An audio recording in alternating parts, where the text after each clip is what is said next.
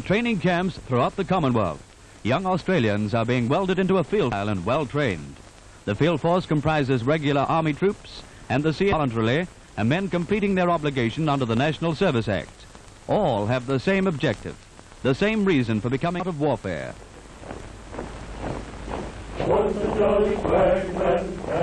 The men of Australia's Army, the men who carry on the traditions of Anzac, Tobruk, and the Kokoda Trail.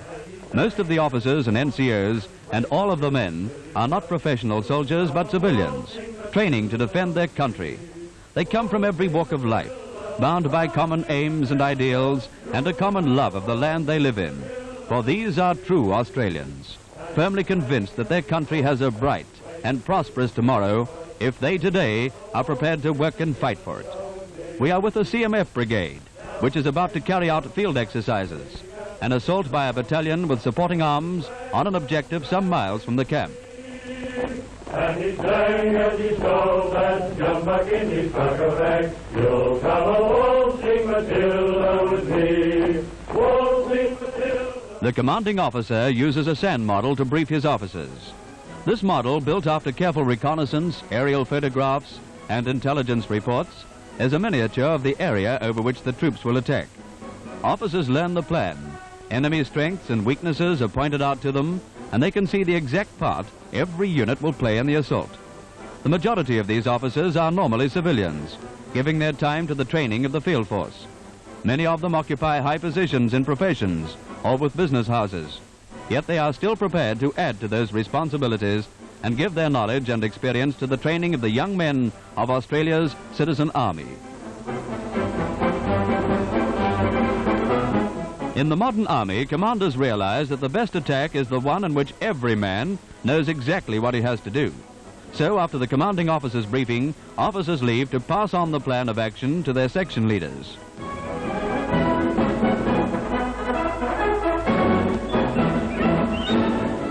The company commander's dugout becomes a center of activity as preliminary orders are given so that every man may know his particular job before HR is reached.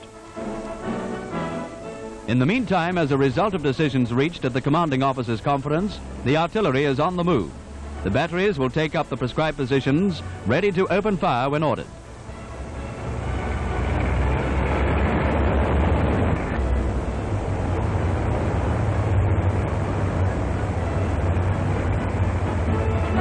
Tanks in lager, camouflaged by the trees and surrounding bush from aerial spotting, await the order to move. When it comes, they will leave cover and go to designated positions to pour in supporting fire for the attacking infantry. But right now, the job of the steel monsters is to wait. For in a military operation, everything is a matter of timing. One unit out of tempo could jeopardize a whole assault. The platoon officers are passing orders on to their NCOs. The officer is a CMF volunteer, a civilian, and one of thousands of men with World War II experience who is still serving his country. His NCOs include both volunteers and national servicemen.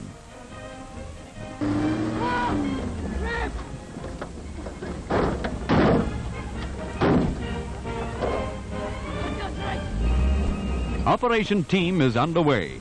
In this assault, the infantrymen will have artillery and tank support. These guns are 25-pounders, and they're coming into position from which they will soften up the enemy on the objective. It's at a time like this that training and discipline count, and never was teamwork more important. For if one part of the team fails to play its part, all the other members are placed in danger.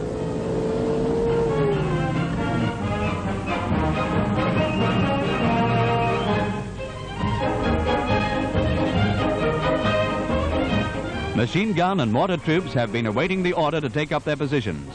Now the order has come, and they pile into their vehicles, which give their weapons so much greater mobility. It's right on HR, and within seconds now, the quietness of the countryside is to be rent asunder with the roar of guns as the barrage opens. 3, 2, 1, fire!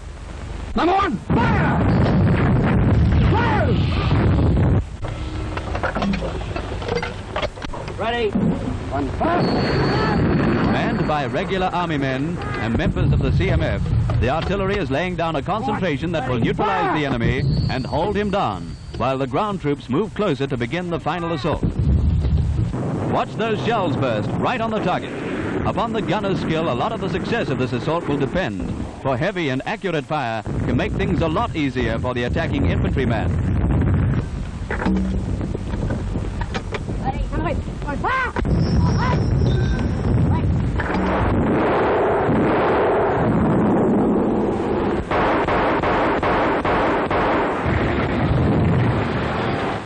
All along the line, platoon commanders pass out information and orders, all of which have stemmed from the commanding officers' conference, which coordinated every movement that has to be made. The firepower of the modern infantry battalion has increased tremendously. The machine gunners, briefed by their platoon commander before the attack began, are getting closer to the enemy, though they stay on the flanks of the main attack to provide close-range supporting fire as the men with rifles and bayonets go into the final assault.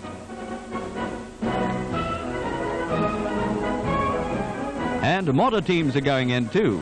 They are the battalion's short-range supporting weapons.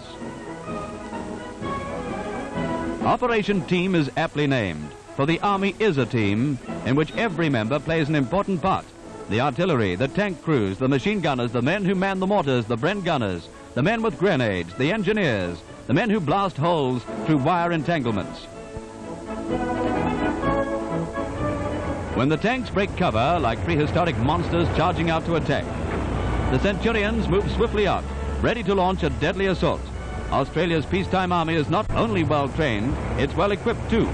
Watch their crews maneuver them, and you'll agree that they are manned by well-trained men.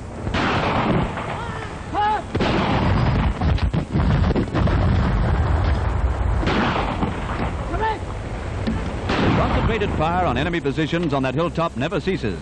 The enemy is pinned down, cannot accurately attack the waves of infantry he knows will soon be coming in for the final assault.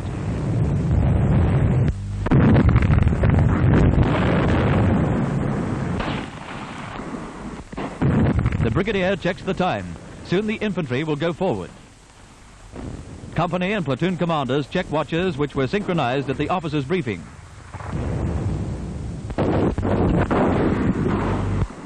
And now it's the infantryman's turn. Australian infantrymen have established a reputation in 2 world wars as fighting men without peer. But the man with the rifle would be the first to praise the artillery and armored troops who support him.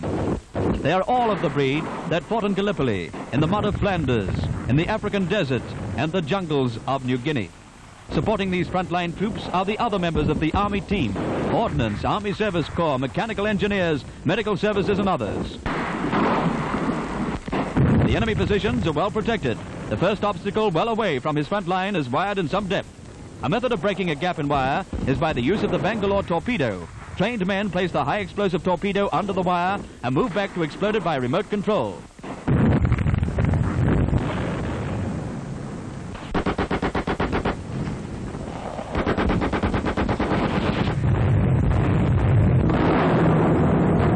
There's the Bangalore. The troops go through. The first line of defense is breached.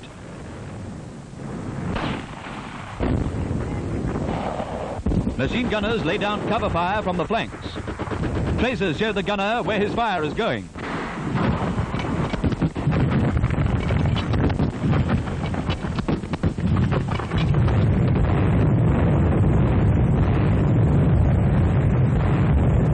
The infantrymen move forward toward the final assault that will take them right into the enemy's positions. They come from fighting stock, these boys, born to love and cherish freedom, willing to fight to preserve it. News of the advance is constantly sent to brigade headquarters. Some units may need more firepower. The brigade commander must know exactly how the attack is progressing so that he can make vital decisions. Unhurried yet grimly purposeful, the ground troops get closer and closer.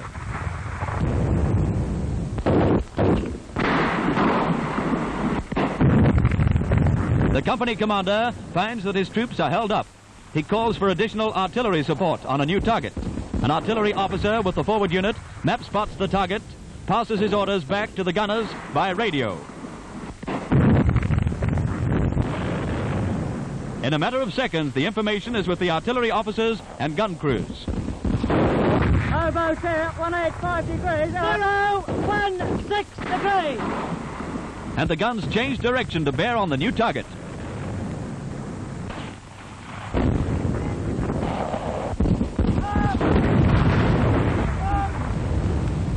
The tanks are charging round to the flank, from where they will pour in their fire.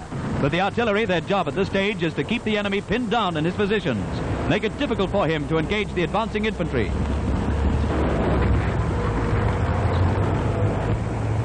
They reach open country and swiftly maneuver for positions. Now they're fully exposed to enemy air attack and return artillery fire, but they're fast-moving targets hard to hit. The assault moving swiftly to its climax. The Centurions are ordered to move close to the enemy, and using their surprising speed, they do.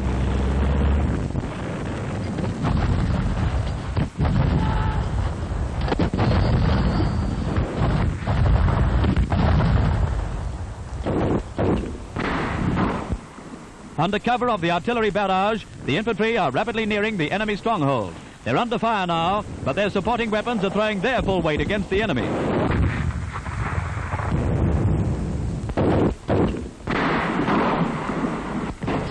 And as the battle rises to its crescendo, the tanks throw in their weight also.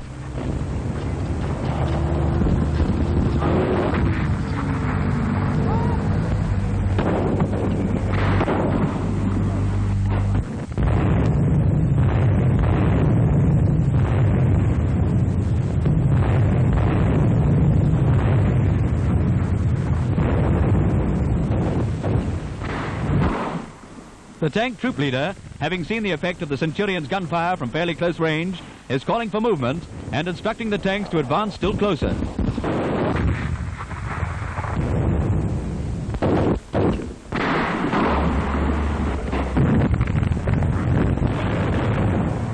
They're close to their objective now. Ahead of them, the roar and flash of bursting shells pinpoints the enemy's position on the hilltop. But despite the battering the enemy is taking from shell fire, he is holding on grimly and fighting back. They approach the enemy's last line of defense, another heavy line of wire in front of his position.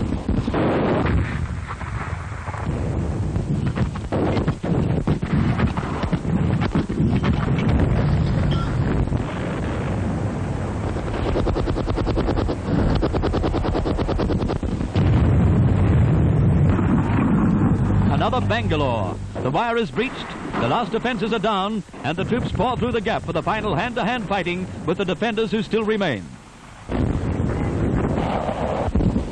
Civilian soldiers, and mighty good soldiers, men who have reached a peak of efficiency in amazingly short time.